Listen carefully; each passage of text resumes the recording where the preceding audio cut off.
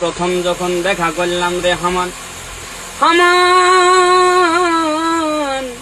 তোমার সঙ্গে আমার বন্ধুত্ব হয়ে গেল।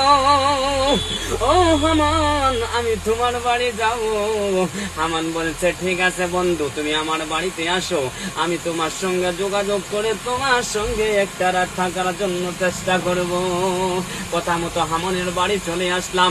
ঠিক এরকম ইতিহাস হয়ে গেল দাদা। আমরা আসাম থেকে বেঙ্গলে চলে আসলাম, আসামে মাগই শেষ হয়ে গেল।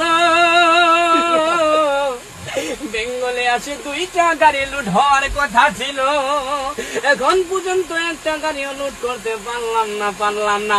এদিকে বলে মাল আছে, ওদিকে মাল আছে, ঘুরে ঘুরে মানুষের চোদন খায় গায়ে বাড়ির থেকে বাড়ে।